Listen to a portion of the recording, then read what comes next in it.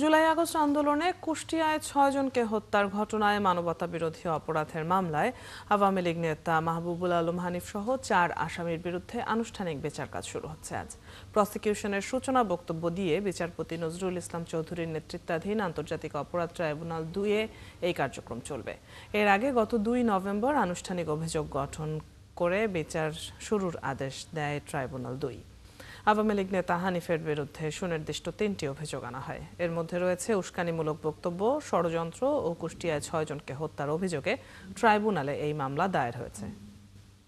এছাড়া আজ ট্রাইব্যুনাল ১-এ জুলাই আন্দোলনে রামপুরায় ছাদের কার্নিশে ঝুলে থাকা ব্যক্তিকে গুলি করা সহ ২ জনকে হত্যা মামলায় ডিএমপির সাবেক কমিশনার হাবিবুর রহমান সহ ৫ জনের বিরুদ্ধে চতুর্থ দিনের সাক্ষ্য রয়েছে আজ। বিচারপতি গোলাম মর্তুজা মজুমদারের নেতৃত্বাধীন ৩ সদস্যের বিচারিক প্যানেলে হবে এই সাক্ষ্য গ্রহণ। ট্রাইব্যুনালে আছেন সহকর্মী সৈকত সাদিক, এবারে যুক্ত হচ্ছি তার সাথে। সৈকত, কখন শুরু হবে আজকের মামলার শুনানি? অন্য কোনো মামলার শুনানি তর্ক উপস্থাপন কি আজ আছে? তিনি সহ যে ৪ জন আসামির বিরুদ্ধে যে মামলাটি রয়েছে সেই মামলার যে আজকে আনুষ্ঠানিক বিচার কার্যক্রম সেটা হয়তো কিছুক্ষণের মধ্যেই ট্রাইব্যুনাল ২-এ শুরু হবে। আপনি বলছিলেন যে ট্রাইব্যুনাল ২-এর চেয়ারম্যান বিচারপতি নজরুল ইসলাম চৌধুরীর নেতৃত্বাধীন এই ট্রাইব্যুনালে আজকে আনুষ্ঠানিকভাবে সূচনা বক্তব্য দিবেন। এর আগে যতগুলো মামলার বিচার কাজ শুরু হয়েছে মানে মূলত সাক্ষ্য গ্রহণ কার্যক্রমটা আজকে শুরু হবে। তার আগে প্রসিকিউশনের পক্ষ থেকে সূচনা বক্তব্য দেওয়া হয় এবং সেই ধারাবাহিকতা হয়তো আজকে চিফ প্রসিকিউটর তাজুল ইসলাম তিনি এই মামলায় সূচনা বক্তব্য দিবেন এবং এই মামলায় যেহেতু ৪ জন আসামি রয়েছেন এবং ৪ জন আসামি পলাতক রয়েছেন, হানিফ ছাড়াও যে অন্য ৩ জন আসামি রয়েছেন তারা কুষ্টিয়া জেলা আওয়ামী লীগের সভাপতি ছিলেন এবং সাধারণ সম্পাদক ছিলেন ২ জন। এর বাইরে উপজেলা চেয়ারম্যান, কুষ্টিয়া সদর উপজেলা চেয়ারম্যান, তিনিও মামলার আসামি এবং ৪ জন যেহেতু পলাতক রয়েছেন তার পক্ষে রাষ্ট্রনিযুক্ত যে আইনজীবী নিয়োগ দেওয়া হয়েছে আমির হোসেন তিনি এসেছেন ট্রাইব্যুনালে এবং তিনি ট্রাইব্যুনালে ইতিমধ্যে ট্রাইব্যুনাল ২-এ তিনি প্রবেশ করেছেন। যে চিফ প্রসিকিউটর সহ অন্যান্য প্রসিকিউশনের সদস্যরাও এসেছেন এবং আজকে আমরা দেখব যে ৩টি সুনির্দিষ্ট অভিযোগ আনা হয়েছে আসামিদের বিরুদ্ধে।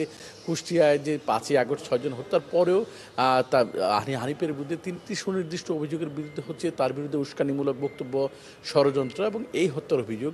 সেই বিষয়ে তো আজকে প্রসিকিউশনের পক্ষ থেকে বিশদভাবে তারা আজকে অপরাধ তুলে ধরবেন এবং এর বাইরে আজকে ট্রাইব্যুনালে যে আরেকটি মামলা ট্রাইব্যুনাল ১-এ আজকে চতুর্থ দিনের মতো সাক্ষ্য গ্রহণ হবে। আপনি জানেন যে জুলাই অভ্যুত্থানের যে রামপুরা একটি নির্মাণাধীন কার্নিশে ভবনে ঝুলে থাকা একজন যুবক আমির হোসেন তাকে গুলি করা এবং ২ জনকে হত্যার ঘটনায় যে মামলাটি দায়ের হয়েছে সেই মামলা আজকে চতুর্থ দিনের মতো সাক্ষ্য গ্রহণ হবে। তবে এই মামলার বিচার কাজটা একটু পরে শুরু হবে, হয়তো 11:30 কিংবা 12:15 দিকে শুরু হবে। এই মামলায় আসামি একজন গ্রেপ্তার যে আছেন চঞ্চল চন্দ্র সরকার, তার পক্ষে যে আইনজীবী তারাও ট্রাইব্যুনালে প্রবেশ করেছেন এবং এই আসামিকেও ট্রাইব্যুনাল নিয়ে আসা হয়েছে এবং ট্রাইব্যুনালের যে হাজতখানা সেখানে রাখা হয়েছে। সব মিলে অদ্বিতীয় এখন পর্যন্ত কার্যক্রম শুরু হয়নি, হয়তো কিছুক্ষণের মধ্যেই ট্রাইব্যুনাল ২-এর কার্যক্রম শুরু হবে এবং আমরা পরবর্তী সংবাদগুলিতে আমরা জানিয়ে দিতে পারবো যে আজকে এই সূচনা বক্তব্যে প্রসিকিউশনের পক্ষ থেকে হানিফের বিরুদ্ধে কি কি অভিযোগ আনা হয়েছে সেই নিশ্চয়ই আপনার মাধ্যমে আমরা তখন জানতে পারবো। সৈকত, ধন্যবাদ যুক্ত হবার জন্য। দর্শক, ট্রাইব্যুনালের খবর নিয়ে সহকর্মী সৈকত সাদিক যুক্ত ছিলেন এতক্ষণ।